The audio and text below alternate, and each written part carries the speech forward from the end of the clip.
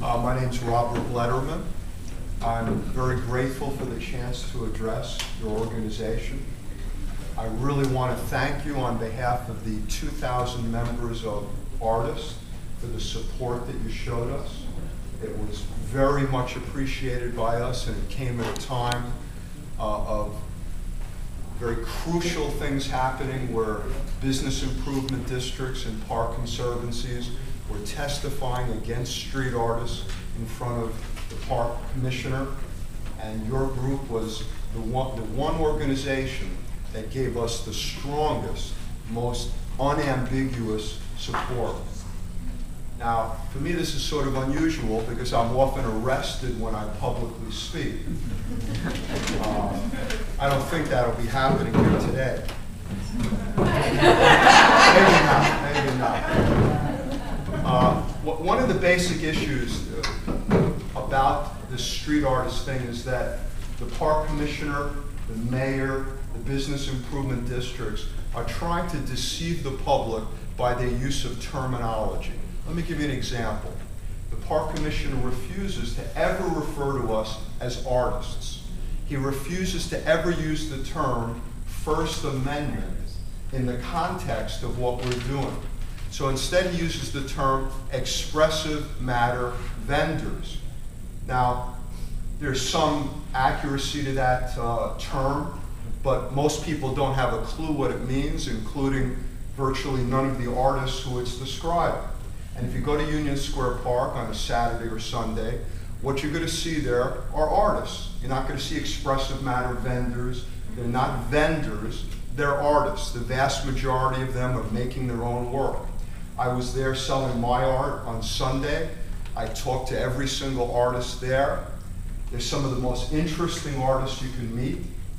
They come from every part of the world and every part of the United States. Probably the only continent none of them come from is Antarctica.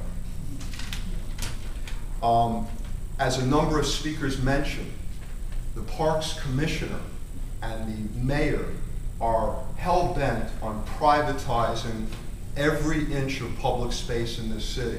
What I've described them as is real estate agents that are trying to get the highest price per square foot for these properties, which just happen to belong to the people of New York City rather than to the Parks Department or to the mayor. They're selling them off, they're turning them over to bids, they're turning them over to park conservancies. I'm not suggesting that bids and park conservancies don't have any place. They do, and they certainly do some good, but ultimately they're corporations.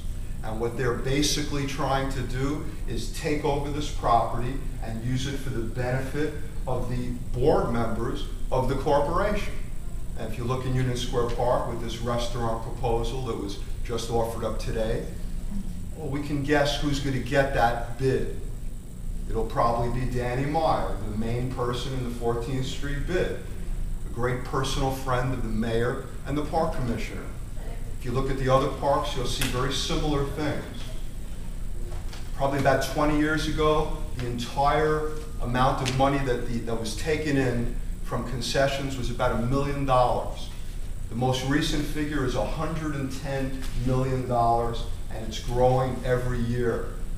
And if this was simply a matter of people donating money to help the parks or to help the public, that would be a fantastic thing. I'll give you an example of how these so-called donations work. You've all heard of the Highline Park. You might have heard that two people each gave a $10 million donation for the Highline. Diane von Furstenberg was one of them. That sounds like an amazingly generous donation. What they don't tell you in the articles is that Diane von Furstenberg owns a giant loft that's literally right on the High Line, and when they opened the High Line, her property tripled in value. That's an investment. I wouldn't call it a donation. Likewise for Danny Meyer, who probably has given a lot of money to fix up Union Square Park, but the reason he's done it is to enhance his own business that he hoped to put right in the middle of the park. Now, these proposed park rules, we had word just today that they are going to put them into effect. They're probably going to modify them slightly first, because if any of you were at the hearing, you'll know that the vast majority of testimony was completely against the park rules. In fact, I got all the written testimony, and I spent the past few days going through it. 90% of all the written testimony was 100% against these rules passing. So certainly the park commissioner feels he has to modify it a little bit so that we won't be able to, at least in his view, I'm not asking any questions right now, maybe afterwards.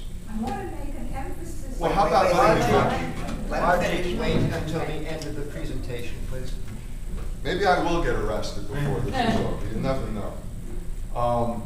The Parks Department put out a solicitation 2 weeks ago for the new holiday market in Union Square Park. It's going to have 200 vendors. Each one of those vendors will have a stand that's 2 to 4 times the size of the legal display that street artists are allowed to use on the street or in parks. It doesn't take a mathematical genius to realize that 200 vendors in a holiday market that's set up for an entire month, 24 hours a day, 7 days a week under huge tents, is causing hundreds of times more congestion than all the art displays that are in the park on the busiest day, perhaps more than all the art displays by street artists in the entire city would cause. And as far as the holiday market, my wife and I both buy a lot of our food from the holiday market. Not the holiday market, the green market. We love it. We think it's a fantastic thing. But even the Department of Transportation, at one of their recent presentations, they themselves said that it's the green market that's seriously congesting that park. If you take the trucks that they park alone, there's as many as 50 big trucks parked inside the park, a place that nobody else could park anything. Can you imagine if all the artists parked their vans and trucks inside the park, how outraged the Parks Department would be, how upset the people that live in this community would be, and yet you have all these giant trucks, compressors, electrical cables, all kinds of leaking things holding food. It's all there, 20 or 30,000 people a day coming there to shop there, and the vast amount of space that all the stands take up. Clearly, it's not the handful of artists that are in this park that are the ones congesting it or causing any problem for pedestrians.